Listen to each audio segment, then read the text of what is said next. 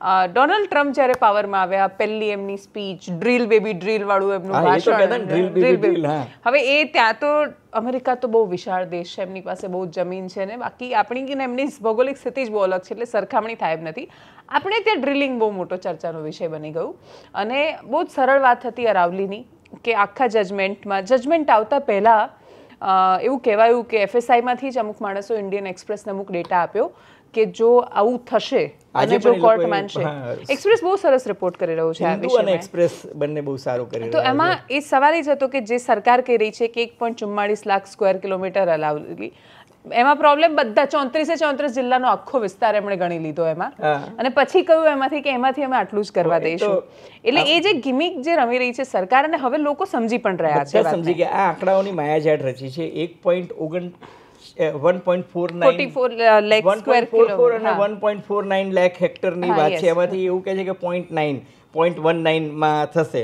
બીજો એક ફિગર કહે છે કે 2% માં જ થશે, બરાબર છે. પણ તમે ફોરેસ્ટ સર્વે ઓફ ઇન્ડિયાનો જે રિપોર્ટ જે લીક રિપોર્ટ છે જે એક્સપ્રેસે જે તે સમયે ચુકાદો આવતા પહેલા પણ એમને કર્યું હતું, પછી પણ કર્યું હતું, ને આજે પણ એ લોકો કહે છે મોટે ભાગના પર્યાવરણવિદો એ જ રિપોર્ટને ઓથેન્ટિક માને છે. ઇટ ઇઝ વેરી અનફોર્ચ્યુનેટ કે જે ફ્રેન્ડ ઓફ ધ કોર્ટ જેને એમિકસ ક્યુરી, એ એમિકસ ક્યુરીની વાત જે છે એ સુપ્રીમ કોર્ટે ના સાંભળી, અને 23મી નવેમ્બરે શ્રીમાન ગવાઈ સાહેબ નિવૃત્ત થતા હતા એના 3 દિવસ પહેલા આ જજમેન્ટ આપી દીધું. શક્ય છે કે ચલો ભાઈ એમને પોતાનું ડેક ક્લિયર કરવું હશે ને એમને જજમેન્ટ આપી દીધું. પણ આ જે જજમેન્ટ આપ્યું એમાં ગવર્મેન્ટ ઓફ ઇન્ડિયાની ને બીજી બધી કમિટીએ જે 100 મીટરની જે ડેફિનેશન આપી દીધી છે એ તો કોઈ રીતે એક્સેપ્ટેબલ છે જ નહીં. તમે જુઓ કે 2010નું જે જજમેન્ટ છે એમાં લખ્યું છે કે સ્લોપ 3 ડિગ્રીનો જો સ્લોપ હોય તો તમારે એને પર્વત ગણવો જોઈએ. ને તમે જુઓ કે પર્વતની વ્યાખ્યા શું છે.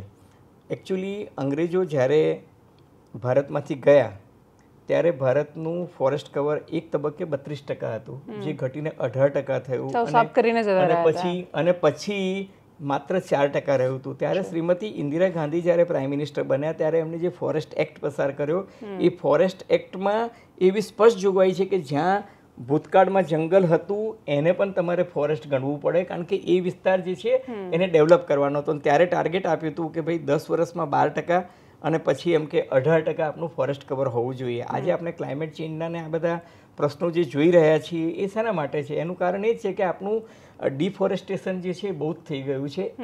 કોમ્પન્સેટરી એફોરેસ્ટેશન જે થવું જોઈએ એ થયું નથી. ભલે પછી એ સામાજિક આપણે નિકોબારમાંથી કાપીને હરિયાણામાં લગાવીએ, એ તો વાહિયાત વાત છે. હવે આપણે કહીએ કે અમે 3 કરોડ ઝાડ વાવ્યા અને પછી આટલા કાપ્યા. અત્યારે આંદામાન નિકોબારમાં બધા પર્યાવરણવિદો ચર્ચા કરી રહ્યા છે કે કરોડો વૃક્ષો ત્યાં કપાઈ રહ્યા છે. તમે એક વાત કહું દિવાનસિંહ, કે આ અરવલ્લીની પર્વતમાળાઓને સર્જાતા 250 કરોડ વર્ષ લાગ્યા. કેટલા? 250 કરોડ વર્ષ લાગ્યા.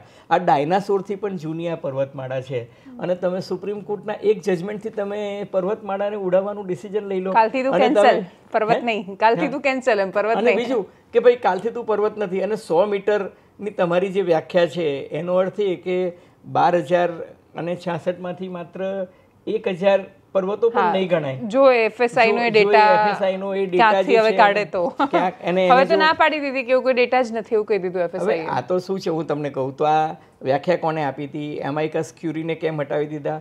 હરીશ સાલ્વે 2024 સુધી તો એમિકસ ક્યુરી તરીકે હતા આ કેસમાં, પછી એ વિડ્રો થઈ ગયા. મેં હરીશ સાલ્વેનું રિપબ્લિક પર ઇન્ટરવ્યુ જોયો, અને એમાં પણ એમણે એ જ વાત કરી છે. એટલે હું તમને કહું કે કુલ મિલા કે ચિંતાનો વિષય એ છે કે વિકાસ કોના ભોગે? તમે ત્યાં રહેતી એક આખી સાંસ્કૃતિક ધરોહરને ખતમ કરી નાખવા માંગો છો.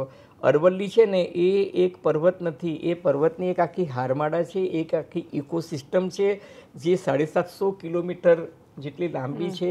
ગુજરાત, રાજસ્થાન, હરિયાણા, દિલ્હી, ઠેક રાયસીના હિલ સુધીનો કર્વ તમે જુઓ તો અર્ધચંદ્રાકાર આકારે એ છે. અને હું તમને કહું કે આ છે તો રાજસ્થાનનું થાર રણ જે છે એ આગળ વધતું નથી, રણનું વિસ્તરીકરણ થતું નથી. અને બીજું કે આ એક એવી પર્વતમાળા છે કે જેને કારણે તમે જુઓ કે જળ સંચય થઈ રહ્યો છે. આપણી સાબરમતી નદી હોય કે લુણી નદી હોય કે ચંબલ નદી હોય, અને ઘણી બધી ત્યાં ગિરી કંદરાઓ છે, ત્યાં નાના મોટા સરોવરો છે, ત્યાં આગળ ખડખડ વહેતા ઝરણા છે. હું તો રાજસ્થાનનો છું એટલે મેં અરવલ્લી આખું જોયું છે. તમે સિરોઈ સંભલથી આગળના ભાગમાં જાઓ તો તમને અરવલ્લી ખટાટોપ જોવા મળે. હવે તમે ત્યાં રિસોર્ટ બનાવી દેશો, ત્યાં તમે પર્વતના બોગદાઓ ખોદીને ત્યાં તમે 4 લેન ને 8 લેન રોડ કરી અને તમે એને ત્યાં આગળ એને વિકાસ કહેશો, ત્યાં તમે ગોલ્ફ કોર્સીસ બનાવશો અને ત્યાં તમે ખાણકામ એટલા માટે કે તમને લાગે છે કે અત્યારે માત્ર કોપર અને જસત મળે છે, એટલે કે તાંબુ અને જસત મળે છે, ઝીંક અને કોપર.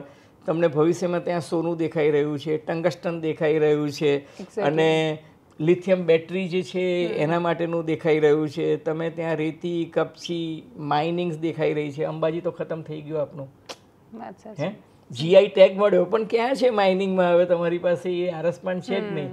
અંબાજીમાં હવે માર્બલનું ટ્રેડિંગ થાય છે, માર્બલ નથી ઓરિજિનલ ત્યાં આગળ. અને બીજું હું તમને કહું કે સરકારે એવી હમણાં જાહેરાત કરી કે ભાઈ હવે કોઈ લીઝિંગને મંજૂરી નહીં આપવામાં આવે. એ તો સુપ્રીમ કોર્ટે પણ કહ્યું હતું કે જ્યાં સુધી એન્વાયરમેન્ટ પ્રોટેક્શન પ્લાન અને મેનેજમેન્ટ ઓફ એ તો ખાલી વાક્ય જ બદલ્યું છે ને. તમે મને એવું કહો કે જે એક્ઝિસ્ટિંગ લીઝ છે એ તો ચાલુ જ રહેવાની છે. તો એક્ઝિસ્ટિંગ લીઝ ચાલુ રહેશે તો એ તો જંગલોનું નિકંદન થશે, ત્યાં માઇનિંગ જે છે, અને માઇનિંગ કરતાં પણ જે ઇલીગલ માઇનિંગ ચાલુ થઈ છે. હવે તમે કહો કે આ 100 મીટરની પહાડી અને પેલી 100 મીટરની પહાડી, તો તમે ફૂટપટ્ટીથી ગણશો કે ના 500 મીટર નથી થતી, એટલે હવે વચ્ચેથી એને રેન્જ નહીં ગણાય, એટલે વચ્ચેથી અમે એમ કે તોડફોડ. અને બીજું હું તમને કહું કે 24 સેન્ચુરી આવે છે ત્યાં, એટલી બર્ડની સ્પીસીસ છે, 4 તમે નેશનલ પાર્ક છે ત્યાં. હવે તમે ટાઈગર, હવે ત્યાં તમે બ્લાસ્ટિંગ કરશો, ગ્રાઇન્ડિંગ કરશો, બરાબર કરે એવું કહ્યું છે ને ચુકાદામાં પણ કહ્યું છે. પણ એની અસર તો કેટલા બધા તમે જે ધૂળ ઉડશે કરશો, એ તો આખી ઇકોસિસ્ટમ. હા, એ વાત સાચી છે કે એટલે મેં એવી સીમા નક્કી કરી કે ગીર અહીંયા પૂરું થાય છે અને એટલે હું અહીંયા બાજુમાં ડ્રિલિંગ કરું છું, પણ સિંહ તો અહીંયા પણ છે એટલે અસર તો એને થાય. એટલે આપણે જ્યારે સરહદો વ્યાખ્યાઓ નક્કી કરીએ. હવે જો પંજાબમાં પરાડી બાળે છે તો દિલ્હીને કેમ અસર થાય છે? થાય છે ને. તો એટલે કેમ કે એ પેલી હવાને ક્યાં ખબર છે કે અહીંયા દિલ્હી શરૂ થઈ જાય છે, મારે અહીંયા નથી જવાનું. તમે ભૌગોલિક સરહદો તમે બનાવી છે, આ લોકો ઓછી બનાવી છે. એટલે મને તો બહુ દુઃખ થાય છે કે તમે યાર જે છે એને તમે. અને બીજું કે એક ગ્લોબલ જીઓપોલિટિકલ તમે સ્ટડી આટલું બધું કરો છો તો જીઓગ્રાફિકલ સ્ટડી કરો, જીઓલોજિકલ સ્ટડી કરો કે ભાઈ હરિયાણાથી આગળ તમે ઉપર જાઓ ને હિમાચલ પ્રદેશમાં. આજે જો વાંચતો હતો કે અમેરિકાનો રિપોર્ટ છે કે હિમાલયન રેન્જ જે છે એમાં ટેક્ટોનિક પ્લેટ જે છે એ ખસી રહી છે. ન કરે નારાયણ કાલે કંઈ એટલો મોટો ભૂકંપ કે કંઈ આવશે તો આપણી પાસે આ એક ઓરિજિનલ પથ્થરમાળા તો છે, હારમાળા તો છે, આપણને બચાવી પ્રોટેક્ટ કરી રહી છે. તમે જુઓ કે એમાં જે સંચેલું પાણી જે છે ઠેક હરિદ્વાર સુધી એનું પાણી જે છે એ પહોંચે છે. અરવલ્લીનું મુખ્ય મહત્વ જે છે કે એની નીચેની જે કાંકરીઓ છે એ પેલી કાણાકાણી વાળી છે, છેક સુધી ભૂગર્ભ જળનું રિચાર્જ ત્યાંથી થાય છે. ત્યાં સૌથી જૂના તમને ગ્રેફાઇટ અને ગીસ, એ બંને નીસ જેને કહે છે GNEES, એ તમને ત્યાં જોવા મળે છે. એટલે વિશ્વનો સૌથી મોટામાં મોટો જ્યારે પથ્થરે આકાર લીધો ને એ આકાર ત્યાંથી લીધો છે. દિવાનસિંહ, આપણે તો નસીબદાર છીએ કે આપણી પાસે આટલું સારી એક ઇકોસિસ્ટમ છે. આપણે એનું શું કામ નિકંદન કાઢવું જોઈએ?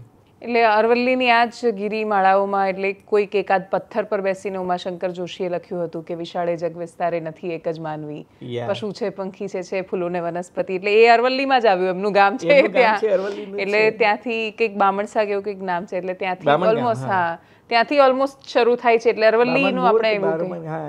હા, હું ગયેલી છું એ ગામમાં પણ એનું નામ ભૂલી રહી છું અત્યારે. એટલે પણ મારું આમાં શું આ ભૂમિયા વિના મારે પંવાતા ડુંગરા અને જંગલની કુંજ કુંજ જોવી હતી, જોવી હતી કંદરાને, જોવી હતી કંદરા, એમને ત્યાં જઈને એ કદાચ લખી. એટલે એ અરવલ્લીના પહાડો છે. એટલે ગામના લોકો આમ ઘણીવાર ખૂબ ગૌરવથી બતાવે એમ કે ઉમાશંકર જોશી આ પથ્થર પર બેસીને કવિતા લખતા કે અહીંયા રહીને આ કરતા.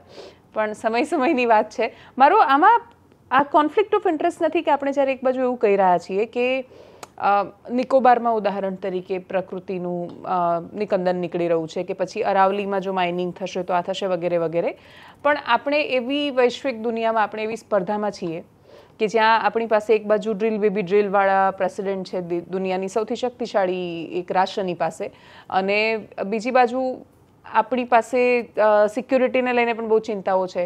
એટલે ચીન આપણને ઘેરી રહ્યું છે ચારેય બાજુથી. એટલે જો આપણે નિકોબારમાં પોર્ટ કે બાકીનો કોઈ બિઝનેસ નથી કરતા તો સમસ્યાઓ છે. કરીશું શું? ચીન આપણી પર હુમલો કરે છે એનો જવાબ છે કે આપણે આંદામાન નિકોબાર કરી રહ્યા છીએ. તો મારો જવાબ છે કે ના, આ ચીન માટે નથી થઈ રહ્યું. બરાબર છે, હશે એના માટે અમુક વસ્તુ સિક્યુરિટીની હોય એટલે આપણે બહુ એની જાહેરમાં ચર્ચા નથી કરતા. પણ હવે આપણે કોના માટે કરીએ છીએ એ પણ એક સવાલ છે. દાખલા તરીકે અમેરિકાએ તો હમણાં પેન્ટાગોનનો એક રિપોર્ટ આવ્યો હતો કે ભારત ચીન પર હુમલો ના થાય એટલા માટે એમ કે બધું એમ કે પ્રિકોશનરી મેજર્સથી બધું ત્યાં ઇન્ફ્રાસ્ટ્રક્ચર જે છે એ ડેવલપ કરી રહ્યું છે. અને કોઈ એવો પણ દાવો કર્યો કે ભારત ચીન પર હુમલો કરશે કે ચીન ભારત પર હુમલો કરશે તો એનો સંભવિત સિનેરિયો શું હોઈ શકે. આ બધી વોર ગેમ્સ છે દેવાંશી. હું નથી માનતો કે આ બહુ લાંબુ ચાલે. જે રિયલ વોર છે ને એ તો ટ્રેડ વોર જ છે, ટ્રેડ અને ટેરિફ વોર. અને એના પર જ ડોનાલ્ડ ટ્રમ્પ જે છે એ મુસ્તાક છે. એ સુપર પાવર તો છે જ, પણ એ તમે જુઓ કે ભારતને હેરાન કરવું હોય તો ટ્રેડ અને ટેરિફથી કરી રહ્યા છે ને. એટલે પણ જો આપણા પેટાળમાં મિનરલ્સ ને મેટલ્સ હશે તો આપણે એ કાઢીશું કે નહીં કાઢીએ? હું તમને શું કહું છું, વિકાસ છે ને સંતુલિત હોવો જોઈએ. વિકાસ છે ને એ સર્વગ્રાહી હોવો જોઈએ. અને વિકાસ જે છે ને એમાં સમાજના છેવાડાના માનવીનું પણ કલ્યાણ થવું જોઈએ. તમે જુઓ તો વિકાસમાં જે ઇનઇક્વાલિટી જે છે, અસમાનતા, કે 1% લોકો પાસે 60% ઉપર જમીન છે, 70% જેટલી સંપત્તિઓ અને સંપદાનો કબજો હોય અને 10% લોકો પાસે 90% જેટલો કબજો હોય, તો પેલું બોટમ ઓફ ધ પિરામિડ જે છે ને, જે સીકે પ્રહલાદની થિયરી છે, એ બોટમ ઓફ ધ પિરામિડ જે છે ને બહુ છે. અને એટલે જ તમે જુઓ કે આપણે વિકાસની આ બધી વાતો કરીએ છીએ પણ 85 કરોડ લોકોને તો આપણે રાશન આપવું પડે છે ને. તો પછી આ વિકાસની વિભાવના કઈ છે? વિકાસ છે એ સંતુલિત છે, સર્વગ્રાહી છે. એ મારી સૌથી મોટી પીડા છે. એટલે નીકળી રહ્યું છે બધું છે એની. તમે પછી અમુક સમાજના ઉપર ક્રિમી લેયર જે છે એનો વિકાસ થતો હોય, પણ તમે સામાન્ય આદિવાસીઓને તો બિચારાને હજુ પણ એમ કે એટલે પેલું પાડલિયા જેવું થાય કે પેલા કુવા માટે કાં તો મારામારી થઈ જાય, પ્રસૂતાને જોડીમાં લઈ જવી પડે છે અને બાપડી ક્યાં તો 108માં એની સુવાવડ થઈ જાય છે. એટલે આ દંભી ચહેરો તો છે જ. એટલે વિકાસ જે છે સમતોલ હોવો જોઈએ, સર્વગ્રાહી હોવો જોઈએ. માત્ર શહેરીકરણ થઈ ગયું ને અમુક લોકોનો જ વિકાસ થયો એ ના હોવું જોઈએ. વિકાસના ફળ જે મહાત્મા ગાંધી કહેતા હતા સમાજના છેવાડાના માનવીને મળવા જોઈએ. મારી એ જ ચિંતા છે. હું એવું નથી કહેતો કે ખાણ ખનન ઉત્ખનન ન થવું જોઈએ, હું એવું નથી કહેતો કે સારકામ ના થવું જોઈએ, એ બધું જ થવું જોઈએ, પણ એના ફળ પેલા લોકોને પણ મળવા જોઈએ ને. આદિવાસીઓનો શું વાંક તમે મને કહો? એમનો એ વાંક ખાલી એમણે જંગલો બચાવીને રાખ્યા અત્યાર સુધી. જંગલો બચાવ્યા કે એક દિવસ કોઈક આવશે અને પછી એક સાથે કરોડો વૃક્ષો કાપી દેશે. દેવાંશી, મને છે ને એક અમેરિકન કહેવત છે ને એ બહુ ગમે છે કે આપણે છે ને આ પૃથ્વીના માલિક નથી. આ પૃથ્વી આપણી બાપી કે જાગીર નથી. આપણે આપણા વડીલો પાસેથી આપણા ગ્રાન્ડ ચિલ્ડ્રન, આપણા સંતાનો માટે ઓછીની લીધેલી અમાનત છે, જે આપણે એમને સહી સલામત સોંપવાની છે અને એ લોકો એ આવનારી પેઢીને સોંપશે. એટલે આપણે છે ને પૃથ્વીનું જતન કરવાનું છે. એની સંપદાઓ હોય કે જે કંઈ આપણી પાસે ઉપલબ્ધ કુદરતી વસ્તુ હોય એનું સંવર્ધન કરવું જોઈએ અને સાથોસાથ વિકાસ પણ કરવો જોઈએ. તમે કહો સર, એટલે જે મૂળ ભારતીય વિચારધારા, જેને જમણેરી વિચારધારા કહેવાય, અથવા જે સાંસ્કૃતિક રાષ્ટ્રવાદની વાત કરે, એમાં તો જેમ કે હું દાંતણ માટે તોડું છું ને, તો પણ વૃક્ષની પરવાનગીથી લઈને એના મંત્રો લખેલા છે કે આયુર્બલમ યશો વર્ચઃ, એ રીતે. એટલે એનું એટલું બધું મહત્વ રહેલું છે પ્રકૃતિનું ત્યાં, કે ત્યાં પ્રકૃતિની પૂજા જ મુખ્ય છે અને એના સ્વરૂપો છે એને આપણે નામ આપ્યા. પર્વતને પણ દેવ ગણીએ છીએ અને અગ્નિને પણ દેવ ગણીએ છીએ ને પર્વતને દેવ. આપણે પર્વતની પૂજા કરીએ છીએ, વૃક્ષોની પૂજા કરીએ છીએ. એટલે ત્યાં મતલબ જમણેરી વિચારનો મતલબ એટલે જે વેસ્ટનો, પશ્ચિમનો જે પણ વિચાર હોય, બાકી ભારતનો તો મૂળ કોઈ વિચાર એવો તો નથી રહ્યો. એટલે વિચારધારા જ આખી કેપિટલિઝમ વાળી છે ને. આપણે શું કામ એને અનુસરવું જોઈએ? Very true. અને હવે છેલ્લા ખતરા, સાચા અર્થમાં વિશ્વગુરુ બનવું જોઈએ કે ના આપણે. હા, એટલે રસ્તો બતાવવા માટે પણ ખબર નહીં. એટલે આ તો બહુ જ એકચ્યુઅલી બહુ કન્ફ્યુઝિંગ છે આ બધું જ્યારે થાય ત્યારે. એટલા બધા કોન્ફ્લિક્ટ ઓફ ઇન્ટરેસ્ટ છે. પણ આ સારું છે કેટલી ચર્ચા થઈ રહી છે. જો આપણે ત્યાં એટલીસ્ટ આપણે નિખાલસતાથી આ ચર્ચા કરી રહ્યા છે કે અરવલ્લીનું નિકંદન ના નીકળવું જોઈએ. એના માટે જે હોબાળો મચ્યો, લોકોએ આંદોલન કર્યા, જબરદસ્ત પ્રોટેસ્ટ થઈ રહ્યો છે, તો એટલીસ્ટ સરકારે પણ એની નોંધ લીધી અને સરકારે જાહેરાત કરી કે ભાઈ હવે કોઈ નવી ન્યૂઝ નહીં આપીએ, અમે રોકીશું. આ છે. એટલે હું એવું માનું છું કે પેલું કે છે ને કે ભાઈ પંડિતો શું કરી શકે, તો કે જે ડૂબતું હોય એને અડધું પણ બચાવી લે. તો એ આપણે જેટલું બચાવી શકીએ એના માટે આપણો આ સંઘર્ષ છે. આપણી સંસ્કૃતિમાં કહ્યું છે ને, વાદે વાદે જાય તે તત્વબોધ. એટલે આપણે વાદ વિવાદ સંવાદ કરતા રહેવું, પણ એ સારા હેતુ માટે કરતા રહેવું. હા, વેરી ટ્રુ. અને તમે કરતા હો ત્યારે પર્યાવરણની મોટાભાગે જ્યારે પણ કોઈ વાત કરે ત્યારે એને બહુ જ સરળ છે એને કોઈ ટેગ આપીને એને ચિતરી દેવું કે આ લોકો વિકાસ વિરોધી છે, એક્ટિવિસ્ટ છે, ને બધું આવું નેરેટિવ ચલાવે છે. ચર્ચા શું કામ નથી કરતા? ચર્ચા કરો, પારદર્શક વાત કરો, એમાં શું વાંધો છે? Very true.